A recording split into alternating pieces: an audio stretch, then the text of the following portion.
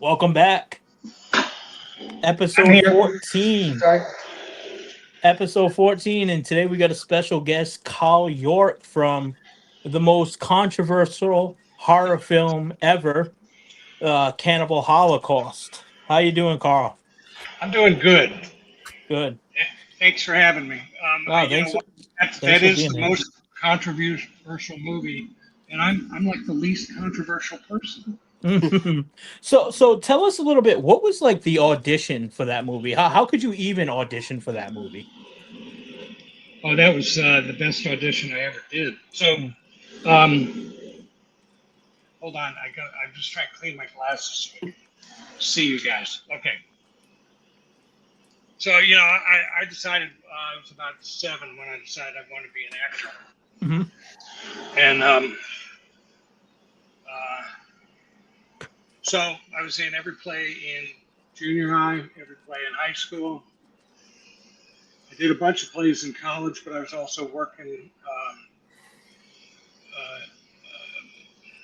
outside of college. I was in an improv company for 3 years in San Francisco, and then I got into this play, One Flew Over the Cuckoo's Nest, and I did 3 national tours of that. So I'd done like maybe 200 or 300 totally improvised shows. So there's a lot of time on stage, and then toured the country a lot in Cuckoo's Nest, and then moved to New York and went to study with a woman named Uta Hagen, who was, I didn't know it when I auditioned for her class, but she was one of like the premier acting teachers in New York at the time. Studied with her for 2 years, did some soaps, did a lot of plays, and then I was taking classes from this casting director to do commercials. And he called me. Here's how the audition happened.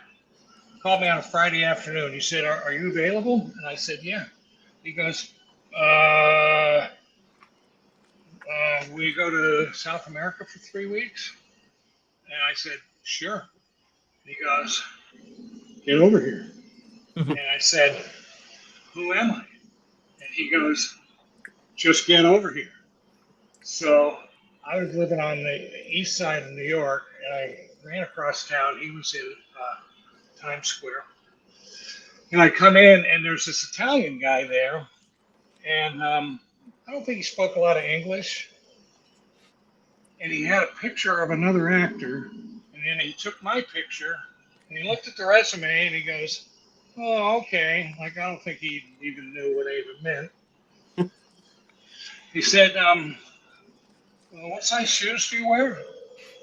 I said, "Well, 10 and a half." He goes, "Oh, you wait in the other room." I'm like, 4 years of college, 300 improvised shows, 3 national tours of One Flew Over the Cuckoo, 2 years with Uta Hagen. I had the right size shoes. That's how I got booked. They had hired this other guy who apparently read the script because I never had my own copy of the script. So they hired him, and at the airport, when they were about to fly down there, he quit. But Wow. they'd already bought the costumes for him.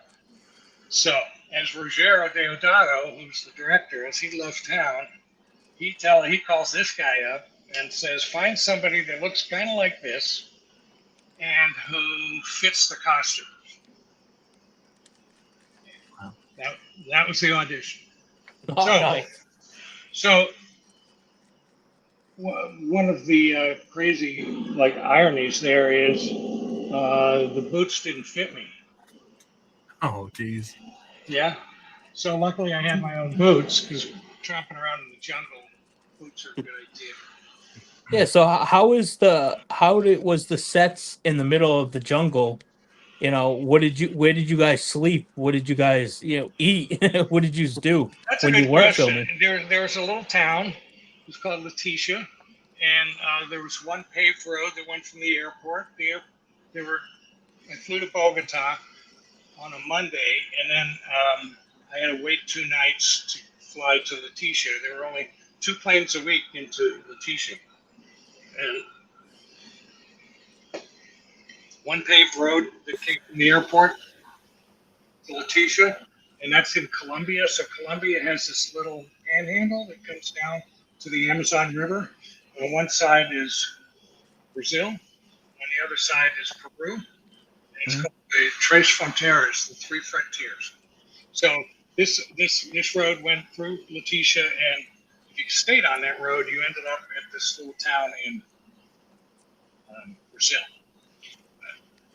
So we got this little town. There was a 3-story hotel. Sometimes it had electricity. Sometimes it had running water.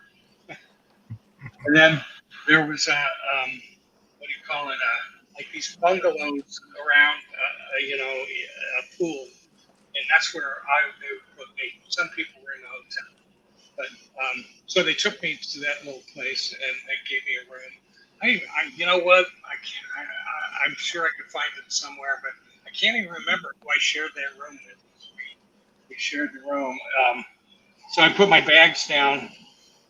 I wasn't quite sure what I should be wearing. You know, it was the Amazon, and it was hot. And so I put my bags down, and then he goes, I was with this guy named Salvo, who's in the movie. Salvatore, I don't know what. He was great. He grew up next to an army base in Italy. So he spoke English like a pro, and most of the rest, who spoke English?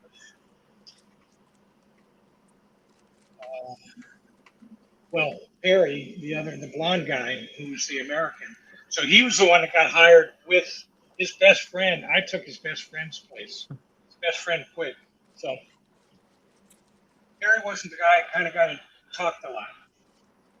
So we didn't do a lot of talking. And then there was all these Italians. And then there was Salvo, and then there was me. And so Salvo said, come with me. So he takes me down to the river and puts me in a boat. And the boat starts driving up the Amazon River. And I'm like, holy shit, I don't know. So I don't think I knew what the name of the movie was yet. I certainly didn't know anything what was in the movie because I didn't have a script. Mm-hmm. And I didn't know anything about Ruggiero, and I don't know anything about horror. So I was totally out to lunch. I had no idea what. All I knew is it was going to make a good story. That's all I knew. If I survived. So we drove up the Amazon for about 40 minutes and then took a right and got on a little tributary. And I must have stuck my hand in the water at some point, and somebody yelled at me. It's like, God, get your hand out of the water.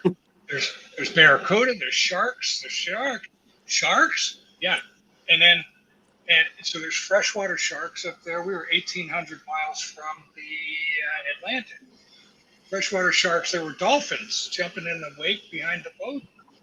And then we go up this little squirrely tributary, and then a dead monkey floated by. And then a human leg floated by. Oh, no shit.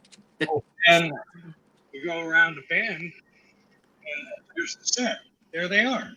And regular old crew, with cameras. And you can always tell the crew. And they pulled up. And the thing about the Amazon is I don't remember ever finding a rock there. There's no rocks. It's all mud. And you can take a pole. You take a 15-foot pole and just push it down, and you'd never stop. So there were planks leading from the river to the driest part of the land. So I get on those things. So I'm walking on these planks, and Ruggiero, the director, sees me. He goes, "Oh, my star, my movie star! Look at his face! What a wonderful face!" And then he goes, "Okay, costume, makeup. Here, hold this camera. Stand right there." And then that was my first shot. So the shot was, if you've seen the movie, all Oh, these yeah. Many times. sick motherfuckers. Okay, so so the shot was Jorge. the actor's name was Jorge. He was a local, and he was the guide who got bit by a snake in the movie. And then he says, "Quick, hack off my leg so that the poison doesn't get to my heart." And that was the leg that I saw floating down there. Except it wasn't his leg; it was a prosthetic leg. Okay, it's like looks like already I'm like, oh, okay, that's better. And then so I get there and he's in a pit and he's covered with what do you call them, leaves and shit. So you can't see that his leg is covered. You know, you can figure out he's got all this white makeup on. And my first shot is just because it's the found footage thing. So at every shot you have to have a camera so that you can do the reverse, right? And so you can justify the found footage. So I just stood there while he died, you know. And then they went lunch, and we went and had lunch. Oh, amazing. What a great first act. That's cool. Yeah, that's Yeah, fantastic. yeah, First it thing. is a good first day. Yeah. Were the cannibals locals, or did they like specifically cast them? I really hope they were locals and they just casted them as cannibals, but that'd be cool. They were locals. Yeah, Yeah, they were that's awesome. locals. That's Yeah, awesome. and uh,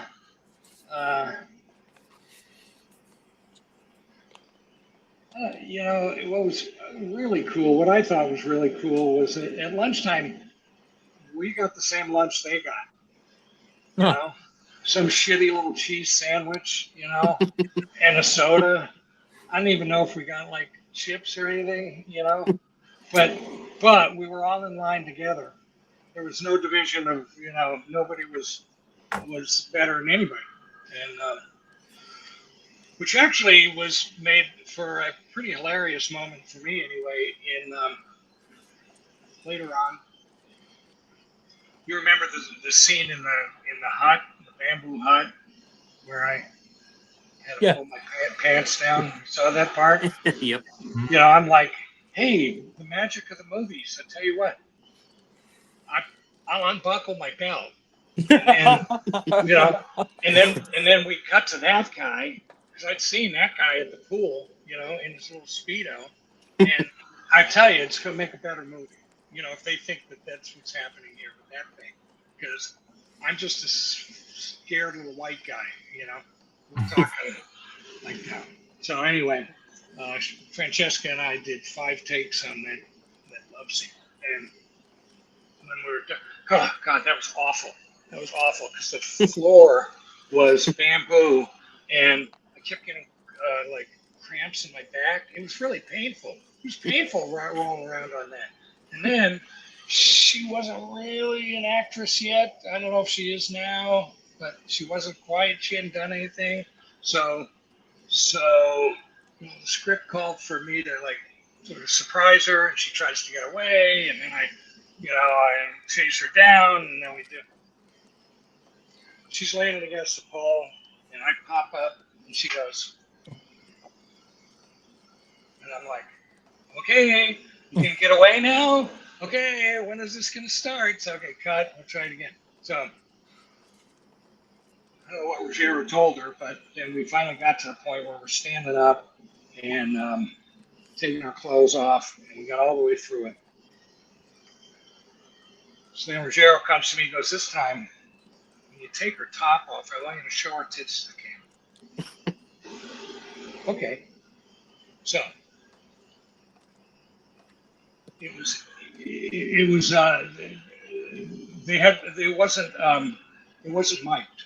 It's called MOS. It's called Mitout Sound because this German director way back in called it Mitout Sound. So MOS and we're facing off and I'm about to take the shirt off. She goes and I do and I'm trying to like arrange her to the camera. She goes, "What are you doing?" I said, "Ruggiero said show your tits to the camera." She goes, "Fuck Ruggiero, fuck Ruggiero." I'm like, okay, well maybe you fuck Ruggiero, but I'm not fucking Ruggiero. Cut. Man, Ruggiero was so pissed, and he took her off in the jungle. He screamed bloody murder at her. And the thing about the jungle is it's got this canopy, these these leaves that are like the size of your house, and everybody heard everything. You know, it echoed, and I didn't understand any of it. It was all Italian. She comes back, she's crying, and I'm like, I've seen this before.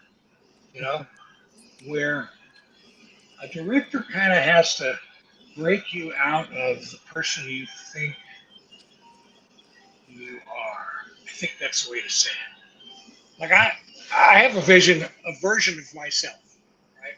Which is I don't go out in the jungle and rape 14-year-old girls like kind of cross. I don't. You know, Alan Yates does.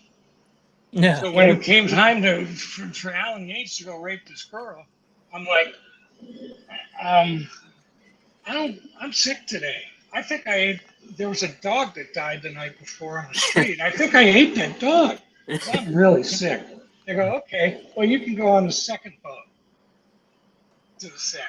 I'm like, okay. So we got there, and boy, you know what? I just didn't want to rape that girl. And but I'm an actor, and that's what it said I was going to do, and I did. So we're doing this love scene, sex scene, and we finally get through it, and 5 takes. Cut. Okay, print that one, and then lunchtime. Okay, so we all line up to get our little cheese sandwich, and this native guy comes up and he goes, fight time. I'm like, fight time, fight time. I don't know.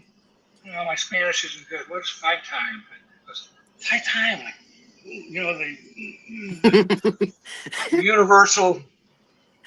I go, oh yeah, oh that's just. Yeah, I'm a white god. Of course I did 5 times. I did your mother 10 times last night. It's like, because if you look at the shot, it's like it shoots. There's no walls in this thing, and it shoots through the thing. And in the background, there's all these natives in the water, and they're all watching the whole time. So they're like, "Wow, this guy is something." You know, it's showbiz, so I let them think Nick, you got something? Yeah. Bad buddy. Was there any like I know it was because you're out in the Amazon? I'd imagine there was pretty much bit of danger out there with things you may have ran into, like snakes, spiders, that type of thing. that. Well,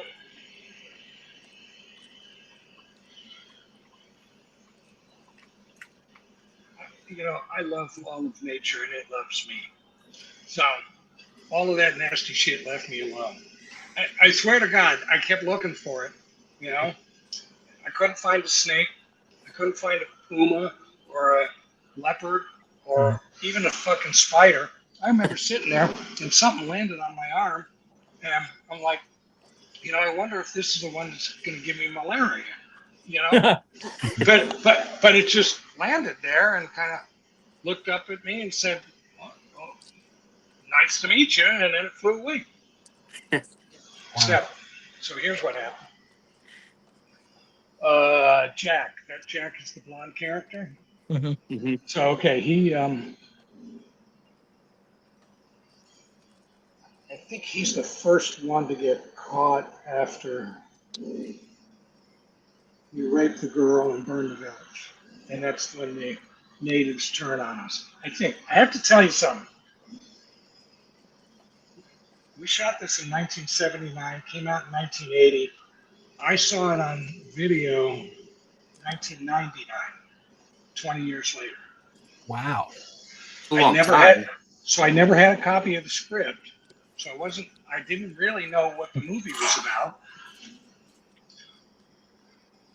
So I did some work, a couple of days work on you don't see me in idle hands, and the director was a friend, and he put me in there, and he saw Cannibal Holocaust in Times Square when he was 15. It played there for a week, and then it got a triple X rating, and then it was gone. So in 1999, he sent me a copy that he got from Amsterdam because that's where you could get it in that and in Japan. Because the Japanese love this shit, especially the animals. They love that part. Mm. So he sent me this because I'd never seen it, and at that time I'm married to the woman I'm married to now. This is my second wife, and she never saw me do anything. I was already out of the business when I met her, but I said, let's watch this. So we watched a little bit of it, and then I think we got as far as the turtle, Mm. and she's like, oh, and I'm like, oh, oh. I'm so glad I wasn't there for that, and I'm so sorry I saw that. Okay, Yeah. that's when we stopped it. She left the room. I'm like, you know what I like about this movie so far? I'm skinny. I'm so skinny. You know, I like that.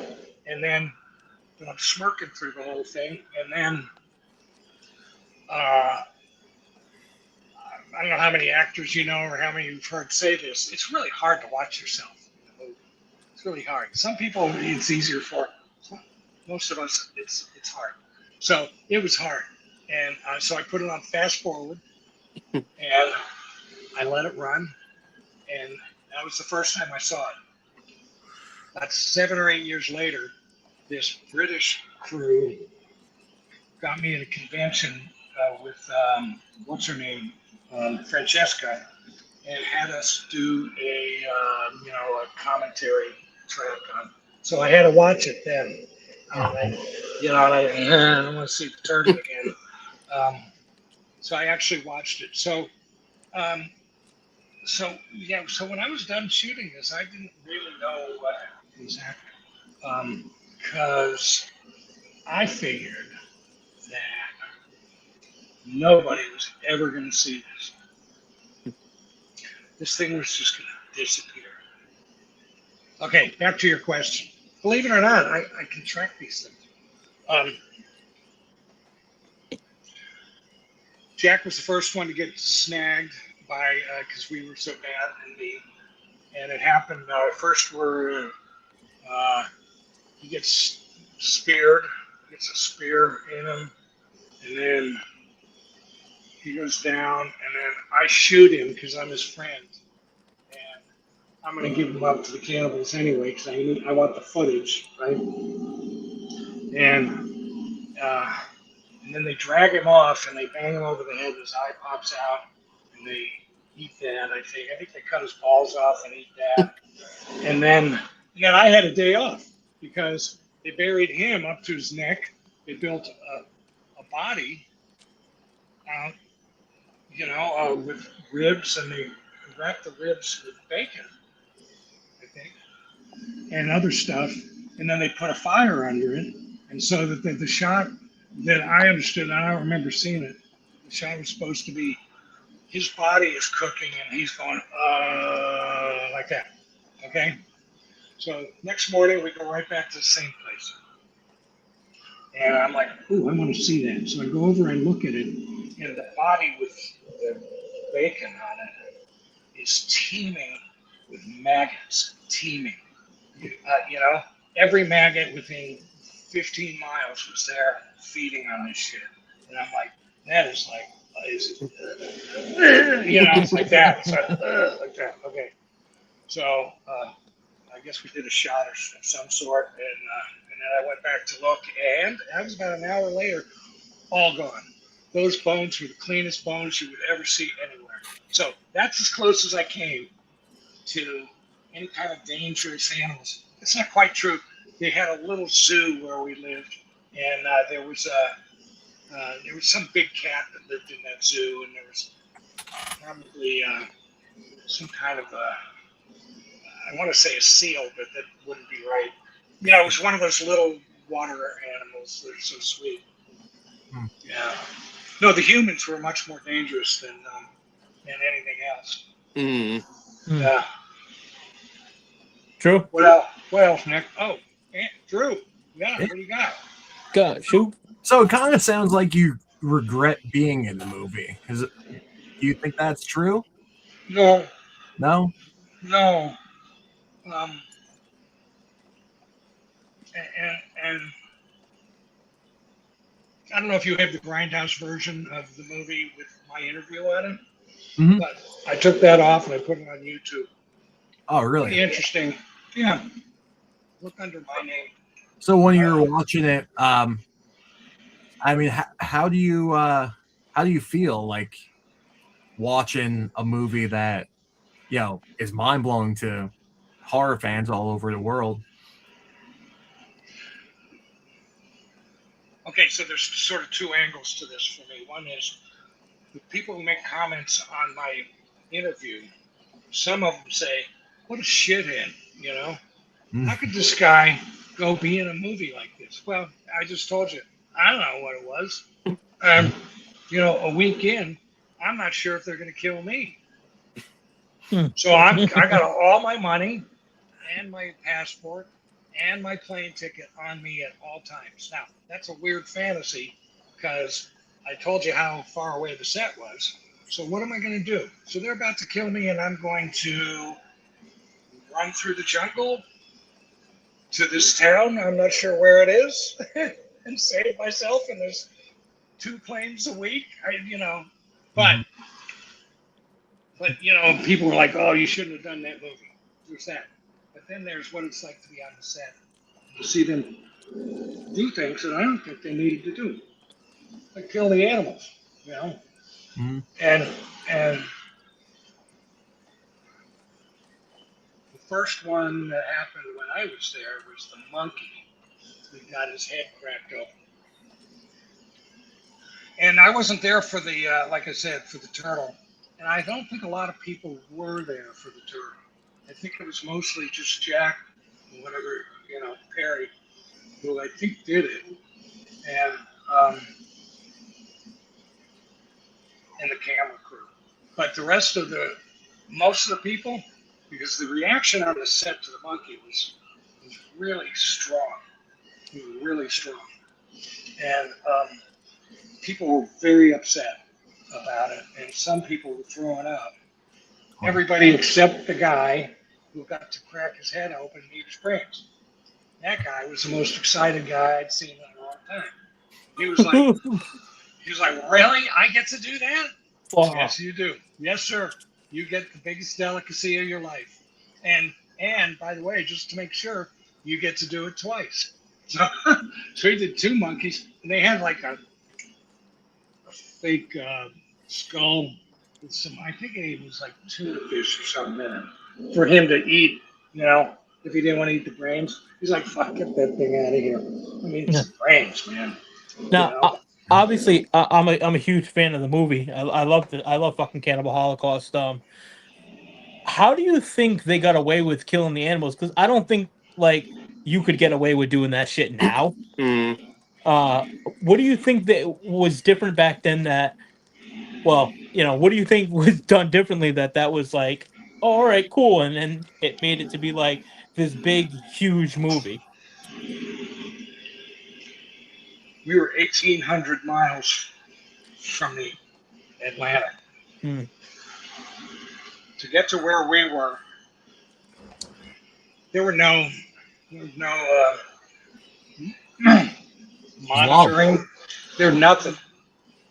And I was union already, so I was a little worried because I didn't want to work non-union, but this was non-union, so there's no union reps around. So they do whatever they want with us.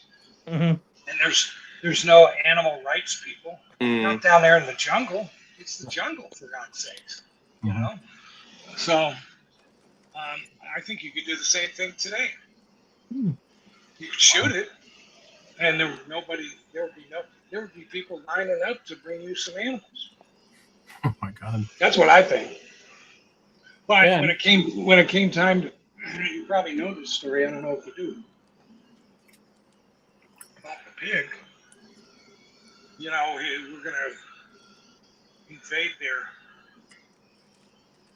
little town. There's not even a town. I'm old enough now that these common words are like gone. I don't even know what the fuck I'm saying. They built all these little cabins, right? And Ruggiero says to me, okay, in this scene, I'm going to sweep down through the town. And then go over here and you shoot the pig. And then you have this monologue that you're going to do to the camera. And then at the end of it, your cue is to yell out Jack. And that's when we set the cabin, the thing on fire. And then somehow he talked these people into stay in the burning cabin as long as you can. Wow. So I don't know anything about the fire. All I know is I said, so you want me to aim the rifle and then go what? Bang? Want to go bang? Is that what we're doing? He goes, no, you just shoot the pig. I'm like with live ammunition? He goes, yeah. I'm like, no. And I tell you why, because I knew that I'd be talking to you guys one day. Hmm. You know, I knew that wasn't going away. If I did that, it wasn't going away. It'd be right there, and I'd be answering for it.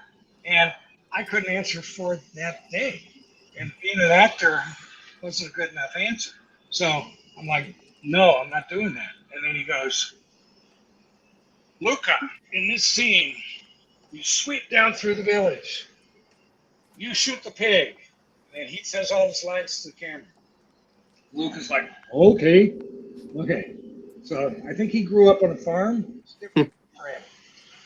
So so he pulls me aside and goes, gets real close. He goes, you got to get these lines right the first time. I only have one pig. I said, well, here's the thing. I rode to the set with that pig in my boat. He and I are best friends. So, okay. So we had the script guy following me around all morning, drilling me on this monologue. So we do a rehearsal, and he goes, okay, let's shoot it. And we sweep down through the village, and the camera's over here, and I'm like, and the pig is over here, and I hear the report from the rifle, and I hear the report from the pig, ow! And I'm like, and I lose the words. I just go up. It's called going up. I went up, and I look at the camera, and there's Ruggiero standing, literally shaking his fist at me from behind the camera. I was never so happy in my whole life. Fuck you, you one pig. Anyway, actually, that lost me any respect on the set, really. Most of the Italians didn't talk to me much anyway. After that, they were like, he's just one of those pussies. Yeah, that's me. You are you a bit surprised that the film is blown up as big as it did throughout the years? I I can't mean, fucking you believe have it. to be fucking mind blown, right? Like I said, I thought nobody was ever going to see this. I really thought nobody was ever going to see it. So here was another big kind of weird surprise. One of the things I did instead of being a waiter when I was in New York, I was call them story analysts or readers. So I read novels for publishing companies. At one point, I was reading like 10 books a week. I was only getting paid $15 a book. So it was 1975 or 6. So I could just bear. Well, I had a rich girlfriend. So, so if I was on my own, I'd have to have 5 roommates, which I did at one point. Okay. So I graduated out of books to screenplays and novels, reading novels for movie companies. So I'm working for United Artists, and I'm in the house there picking up some material. I'm walking down the hall, and I hear this guy go, "Holy fuck! Oh fuck! Oh fuck!" I'm like, this sounds like, I don't know, a heart attack? Yeah, I don't know what this is. So I go over to his office. I don't know the guy. I stick my head in. I go, "Are you okay?" He goes, "Holy shit! You got to look at this. I can't fucking believe this." I go over, and on his desk are all the production shots from, guess what? Cannibal Holocaust.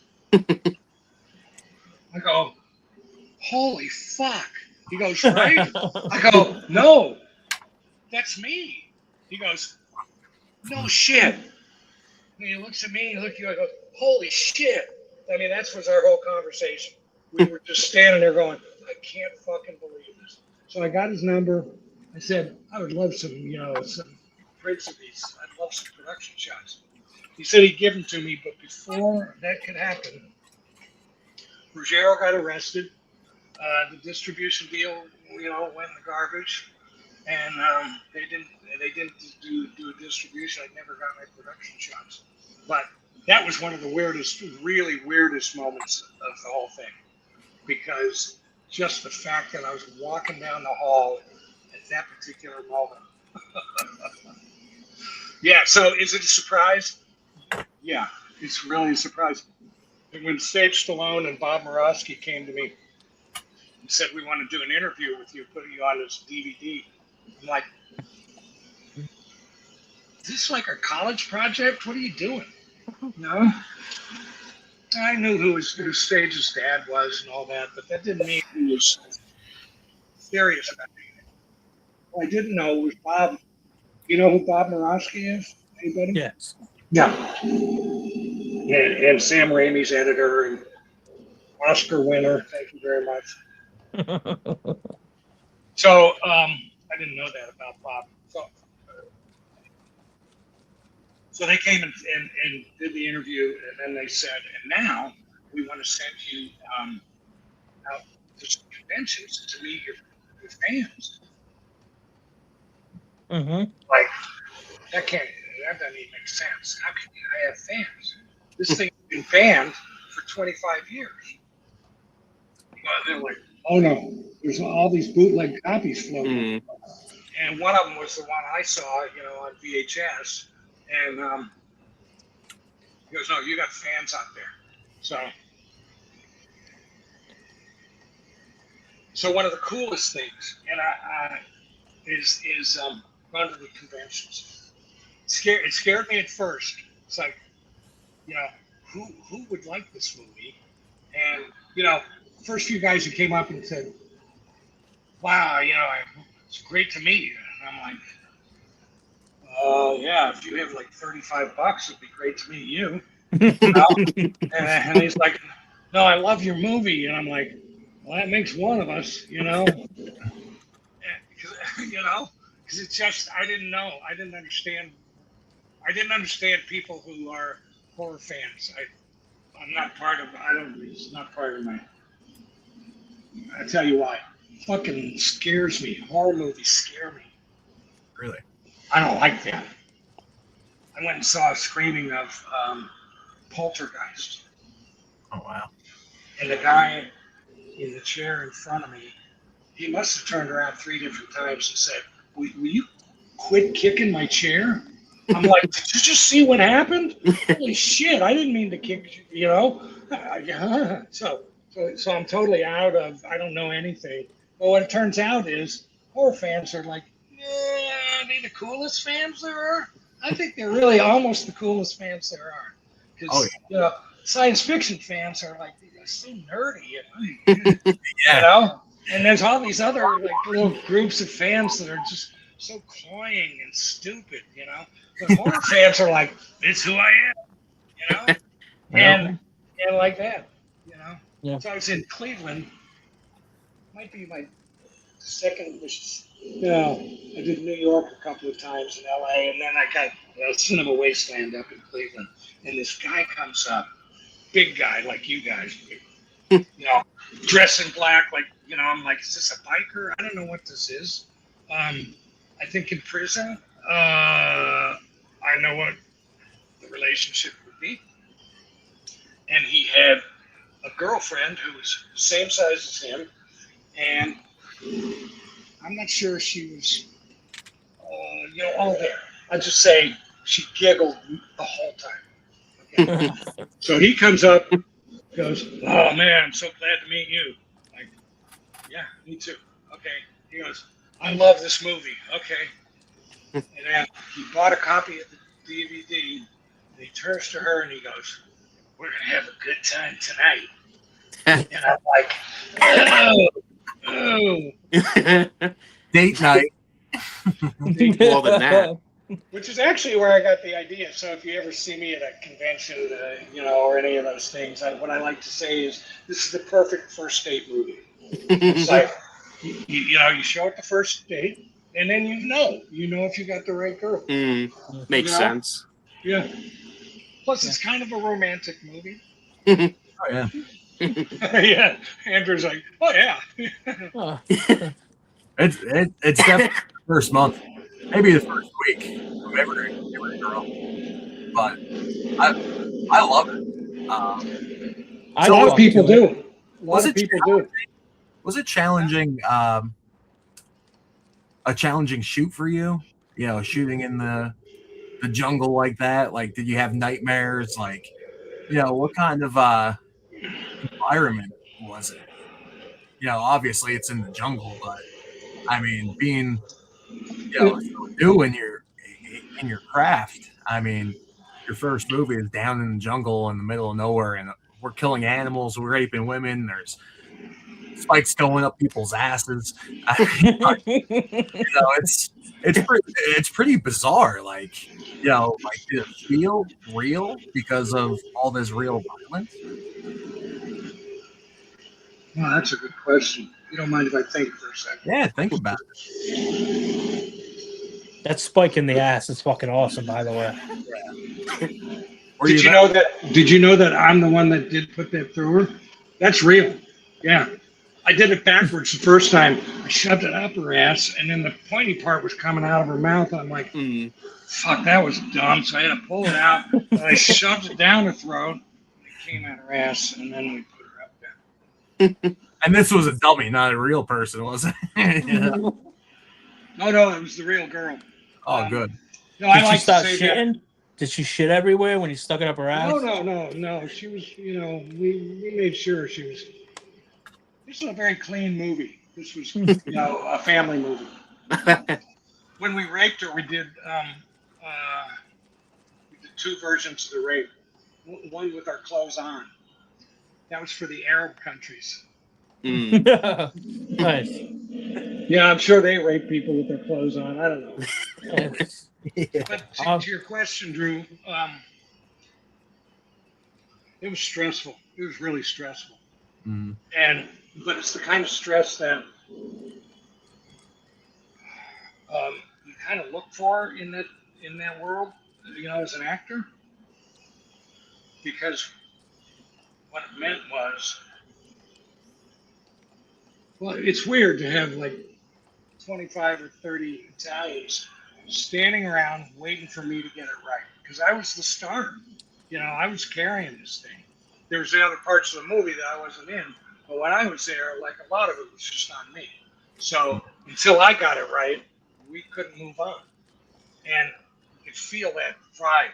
You could feel it. And so every time you don't quite get it right, so that's where. But you know what? That's where being an improv actor really came in handy.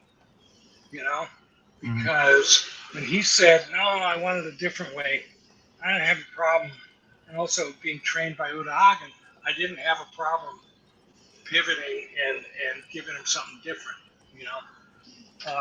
But every time that happened, it's like, is this good enough?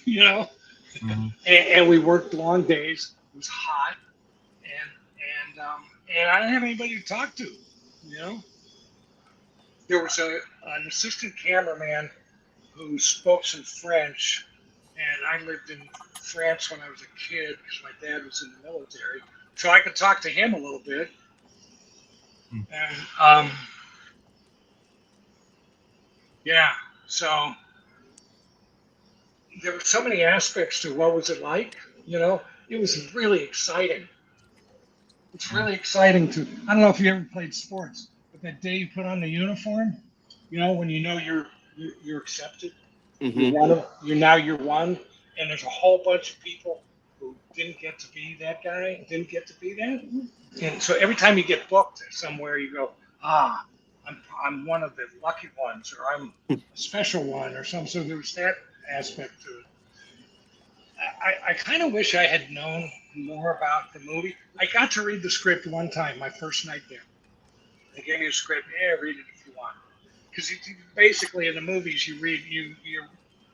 So if you're doing a play, you get you have this sort of arc of your character, and you know if you're doing a movie, you may not even be shooting in order, right? In fact, we didn't shoot this in order, so you don't get to go, oh, well, in this scene I'm this guy, and now my next scene I'm gonna learn some shit, and now I'm a different person, you know. I didn't get to do that because I didn't know where any of these things fit into the story, but I did get to read the script my first night there, and I made the mistake of reading it while I was eating dinner. Nice. So, Oh, so I not got a only had question. Sorry. no, go ahead, go ahead. All right, sorry. But did you expect after the movie came out if you were gonna have any other offers, not like in movies in general? Did you get any type of reached out or anything like that?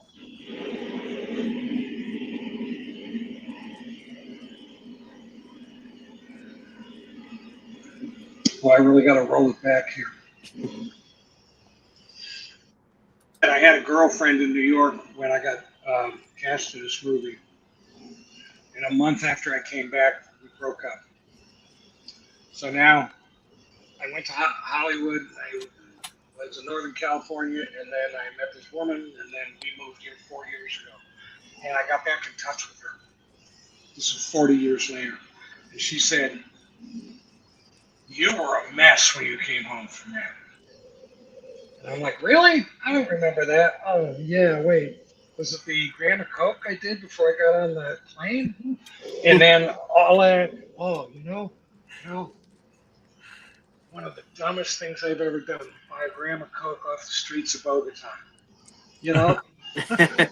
Because that guy could have walked right around the corner and turned me into the police. And, but I got away with it. I was a mess when I got back. Did I think that it was going to turn into anything? No, I didn't. Because I didn't see where the distribution. If UA had gotten a cleaner version of it Mhm. and been able to distribute it legitimately here, um, maybe, maybe. But I did 2 years on a TV show called The Paper Chase, and Yep, I know that. yeah, and I thought I did pretty good. And as a matter of fact, my current wife, she used to watch that show, and she remembered me. That was cool. But competition is just so unbelievable. It's unbelievable. So nothing came of that. 2 years of pretty decent work. Wow. So did I expect Cannibal Holocaust to be the train I rode to the? I hoped it wasn't going to ride me into more horror movies. It scared me. you know. Oh, man. So, how much cocaine was done on Cannibal Holocaust?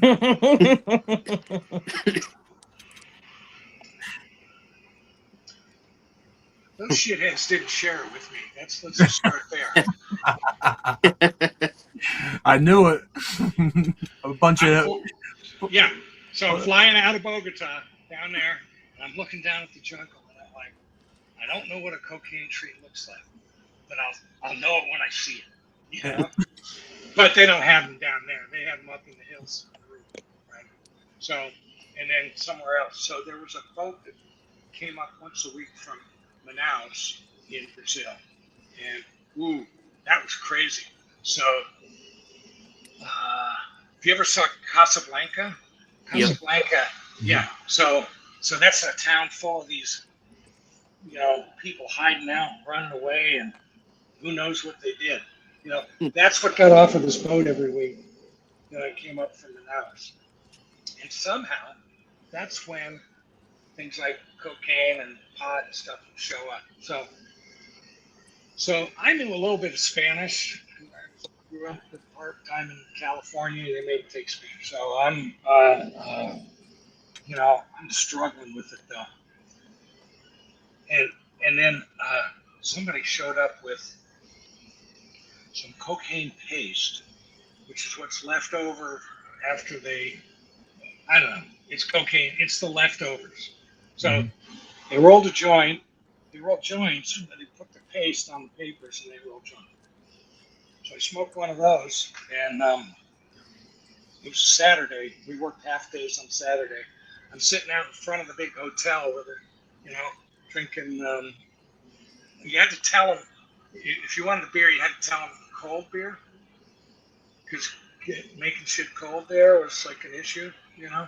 So cerveza fria. Okay, I got it. Okay, so then someone had just arrived and was in the hotel, and they came out. And I don't know why they found me, but I guess I looked like a guy that does cocaine. yeah. And she says, I don't have any water and we don't have any electricity. Can you help me? I'm like, okay. I saw an opportunity there, you know, to practice my Spanish. And so I go in the hotel, having just smoked this cocaine paste and marijuana, and I'm like fluent in Spanish. No I, way. I was like, I told the guy here's her problem. And he looks at me like, you were never able to speak Spanish like this. What the fuck is going on here? And I'm like, well, what about the electricity? I asked him. And he goes, well, sometimes between like 4 and 5:30 we have electricity. Tell her that. If she wants to take a shower, you know. He told me the hours, and I told her. And so how much of that was going on in the crew, I really don't know, actually. Like I said, you know, I wasn't part of them. And you're generally not part of them when you're a principal. You know, you're, you know what you are. But, yeah. Yeah. I bet you never got that question before. No, I didn't. No. That's definitely a new one. No, I haven't talked much about that. So here's what happened. We got a couple of grams of coke the night we got out. The night we got to Bogota. You know, we're like, wait a minute, we don't want to do all this coke tonight. We'll never go to sleep. So let's do a couple of bumps, which we did. Went to sleep. Get up in the morning. Go to the airport. Well, now we got to do it all because we're about to go through customs. So, boom, here goes like, and when that guy, when that guy saw the, you know, he opened up the little packet on the street. It was dark. It was nighttime. And the light from the street light came down and went like in the movies. It was like this blue glow came off it, and it was like the cleanest, best coke I ever had.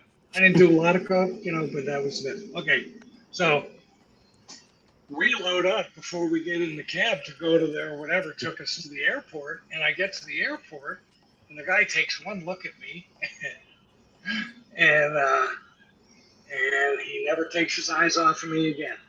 He unzipped every pocket on he opened my suitcase, he unzipped every single thing, he shook it out, and he just kept looking at me. And I kept looking at him. It's like, you know, if you could unzip my nose, you might have something to do, you know, but you couldn't. But you know, one of the hardest come downs in my life was on the plane to New York. After that, you know, after waking up to Grandma, the best coke. Oh my God.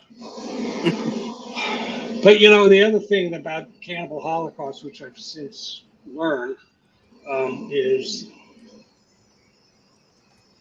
I think this might be why it still has legs, you know, why people still, because it's, okay, so I was a story analyst for 25 years. That means you sent your script in, I read it, I said, here's the problems in the script, structure's not right, you know, characters need blah, blah, blah. So what makes a movie like have depth is that there's a whole bunch of stuff that you don't notice. You know, you're watching the animals, but the story was a lot like Vietnam. lot like an empire, an empire invading these indigenous people, and that's what I represented. I represented the empire, who just came in and burned and raped and took whatever I wanted, and then they fought back. So what was happening in Colombia at the time, which is the country we were in, was a lot of narco trafficking. The narcos were taking over the government. There was a civil war going on. The president of the country came to Letitia one day to install and celebrate the first telephone in Letitia. That little town we were in had not had a telephone until, okay, so the day before he got there, these army guys arrive and sort of fan out through the streets. Now I say army guys, somewhere between 16 and 18-year-olds with, machine guns of some type or ever, and sweaty and scared. And so then I'm sitting up in front of having a beer at the hotel, and this dog goes down the street. I mentioned this dog earlier. Dog goes down the street yipping and scratching, and he's dying. He's been, boy, something's happened to this dog. And he goes down the street, and he goes, and then he dies. And I watch people as a matter of course.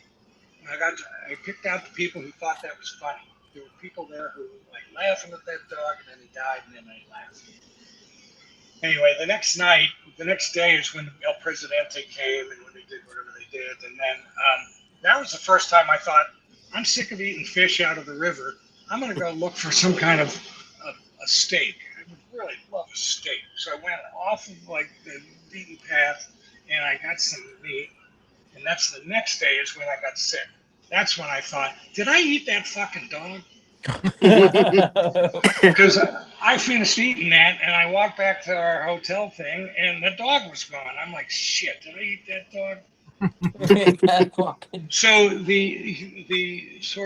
this sort of undercurrent of a political statement in Cannibal Holocaust is, I think, one reason why it had the impact it does, because there's ways to affect people who, I don't know if you know, I taught screenwriting for 5 years. Do you know this? No. Oh, At Stanford, of all things. wow. Yeah, I know. That's what I say. So your job as the writer is to create an emotional response in the audience. You have to know what you want your audience to feel. And then once you get them to feel that, you manage those feelings and direct them. That's the whole idea of being a director and being a writer. And so when I finally got to see the movie, I could see where Ruggiero was just fucking brilliant at that. And one of the really hilarious things to me is we killed those animals. They say we. But somehow he made people think that he killed us. He killed us. So it was some kind of a magic trick with people's imaginations. And I don't know. I think that's Ruggiero at its finest. I don't know. I obviously haven't seen the rest of his movies because they scare me. but it has to be the best thing he ever did. Yeah. Because whenever I was at a convention with him, people would come up and they wanted to talk about that. And then they talk about whatever the other ones, Cannibal Ferox. I don't think that was him. Is that him? No. I don't think Holocaust. Yeah, I don't think he was involved with that. I think he did No, that Jungle Holocaust. Jungle Holocaust. Yeah. Here's That a fun fact that I haven't talked about, and I'll just tell you, and then you just think about it. He sent me a script for the sequel of Cannibal Holocaust. And he was always trying to get it made. What was that like? It wasn't a script; it was a treatment. So it just like tells the story. And the story is the crew and the actors from Cannibal Holocaust come back to Letitia, and the people who were in the original Cannibal Holocaust get their revenge on us for what we did to them making Cannibal Holocaust. Oh wow. And the crowning moment is that he had me ending up impaled on a stick. Really? Dude, that's And, awesome. and I'm like, I gotta lose some weight. I can't let him see this. You know, you can't unsee it. You know what I'm saying? Oh wow. Yeah. That's mind blowing. That's a mind blowing fun Yeah, fact. it was really, yeah. He could never get the money for it. I don't know why. Unreal. Yeah, I it's a mean, weird business. nowadays you could probably do a crowdfunding. The fans would go nuts. Yeah. So did you guys watch the Green Inferno? Was that? Yes. Yeah, Yeah, Eli Roth. Yeah. yeah.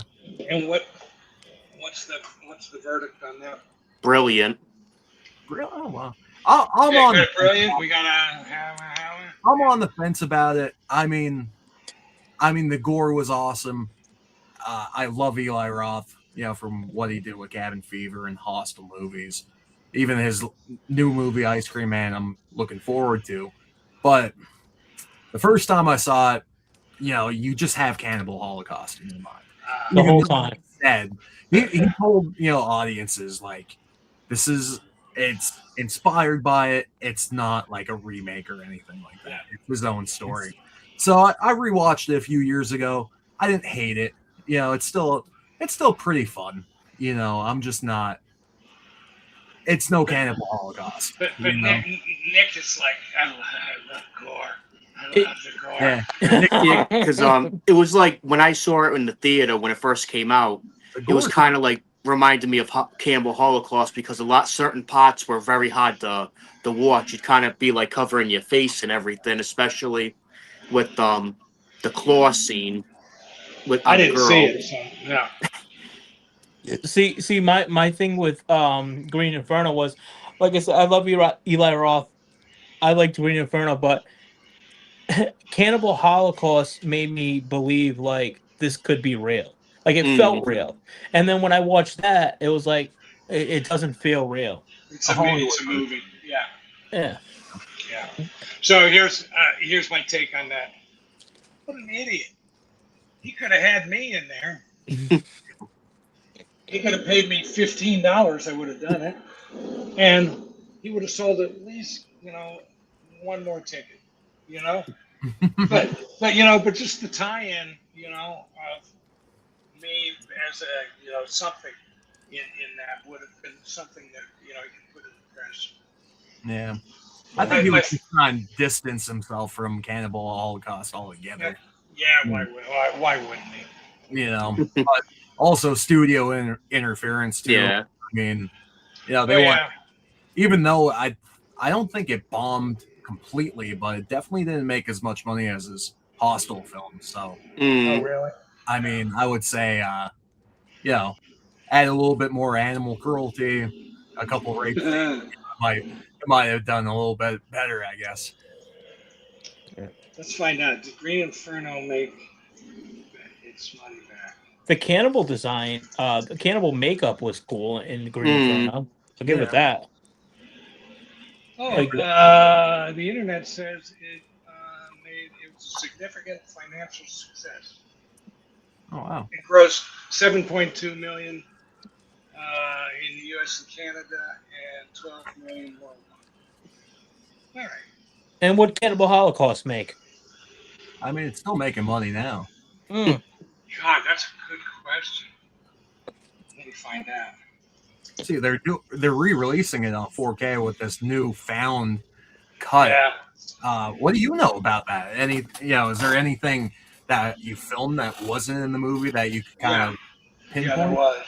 Really? Have you seen Cannibal. it? Here's what it says. Cannibal. No, I haven't. Okay. I probably will soon. Cannibal Holocaust easily made back its money. The budget was roughly $100,000, and it grossed 1.9 million in its first 10 days before being seized. And then it went on to an enormous success. and famously became the second highest grossing movie of the 1980s in Japan behind E.T. Oh, there you go. Wow. So Bob showed me some of the footage that he found, maybe a couple of years, maybe a year ago, something like that. And so I got to see some of the stuff that, frankly, I'd forgotten about because this is like the last century. Thank you. Yeah. And it was a long time ago, and I don't remember everything. So I've seen some of the scenes. I haven't seen this cut at all. Um, and I offered to. He's been really good to me. So sometimes, if I'm going to go do a show, he'll send me some DVDs or some Blu-rays that I can set. Oh, wow. It's very nice. So I'm doing 3 shows this summer. Doing whatever what the drive-in. I'm doing the Yeah. drive-in at the end of the month, and then in August I'm in Long Island at the Cinema Arts. I'll announce that when that gets closed. Cinema Arts Center or something like that in Huntington, and I'm just gonna do yeah, and then in October I'm going to Buffalo. Going to Buffalo for a weekend. Who doesn't want to go to Buffalo for a weekend? You know. Oh, But it's a brand new show, and the guy's like really hit a home run on the last version. So I'm doing that. And then here's the like wackiest one. I'm going to Germany at the end of October, and so here's what I like to do when people come up to me at my table. Kind of like I did with you guys. Nice young guy. His girlfriend comes up. They're like, "Oh, it's so great to meet you." And I just have one question. I'm like, "Oh, wait a minute. I get the first question. Here's the first question. What the fuck is wrong with you?" And then like that, you guys laugh. They laugh. And then they're like, "Yeah, you guys are some sickos." And then they're like, "Yeah, we're really sick." And it's like they just love it. Okay. And then when I sign, if I can get away with it, I sign, to Andrew, you sick fuck, And the first time I did that, it was way late in the show. It was in Fairview Haven. It was out in Massachusetts. And there was a guy who came up at the very end of the day in a wheelchair, and he was cranky, and his attendant was cranky, and I was done, I go, you sick fuck. And he goes, oh, finally, somebody who sees me, actually sees who I am. I'm like, I found it. I did versions of that all along the way. So I'm going to Germany. So I said to this friend of mine who speaks German, I said, I need to learn. Here's what I need to learn. You sick fuck. And what the fuck is wrong with you? He goes, I don't think the Germans have the kind of sense of humor. that they're going to get it. Yeah. I'll just have to take their money. Yeah. But that's my summer. Here it is, 99 years later, I can't keep track anymore. I mean, it's forever. Last June, I went to England for the first time. And it is the first time this happened. People waited in line half an hour to meet me. Wow. I'm like, it can't be. What is wrong with you? That's, yeah. Yeah. So it's still very popular all over the place. Yeah. So you'll have all summer if he's near you to go down and meet Carl. He'll be signing autographs all over the place. Yeah, all you guys, like I said on Facebook, get off the couch, come and meet me, and bring cash. Cash, no credit card. Yeah, yeah. Cash only, baby. Just king. But Baby. like I said, I love meeting you guys. I love meeting you guys, and I love talking about this movie. Yeah. Well, I thanks, just Carl. have one Thanks more for. Oh, question, Zombie. Sorry. In the next few years, there's going to probably be the 50th anniversary, I think. Holy Wouldn't shit. it? You think there'll be a re-release possibly in another one. theaters? Man, I hope so. Because I'd like to see. I would love to see the turnout for that in an actual movie theater for the Cannibal Holocaust. So where are you guys? Hold on. Let me see if I can tell you where they're going to be showing this in the theater. I have a list. If you have a minute. Do we have a minute? Let me see. Oh yeah. Okay. Because I can tell you guys where you can see the 4K in the theater. Coming to a theater near you.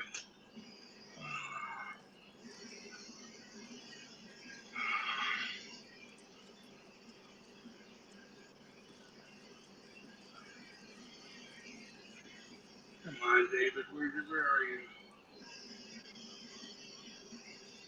I have to tell you, it's just still so hilarious to me that all this time later, here we are, you and I, talking about this hilarious thing because it's hilarious. No, I'm not coming up with it. I must not have put it in the right folder. Okay, wait. Let me do one thing. Let me just look for it one way because you might want to go know that you'll know. You'll see. It's out there. They're Grindhouse is not keeping it a secret. You'll see. Or if I find the email that I got, I can email it to Zombie, and then you guys can figure out where you want to go see it. Yeah, send it on over to me. I'd definitely go see it in the theater. Definitely. Yeah. Fuck Cool. the movie theater. Go see it at the drive-in. Mahoning Drive-In. They need it. They need our help. Yeah. People. And it's So, on 5, yeah, so, the yeah. drive-in, 6 cannibal movies in 2 nights. Yeah. You And you know? get there. I mean, it's fun. It's fun as fuck, and you get to hang I out guess with. you've been there. I'm 30 minutes from there, so I mean, Wow. I try to go there as often as I can. Weekends they sell out. They sell out, Wow. so Yeah, I talked to the owner who recruited me, and he made it sound pretty good. yeah. Virgil, he's a great guy. Great Yeah. business there, keeping it alive. But I love it. Cool. All right. Thanks. We went way past our time here. See, I told you, I'm a fucking blabbermouth. It's Well, fun. thanks for taking the time and doing the show. We appreciate that. Thank you, Carl. And everybody watching, Thanks for having me. I'm sure they enjoy it. So Yeah. Good. I hope so. thanks a lot, Carl. And You we'll see betcha. you guys next week. Yeah. Good luck.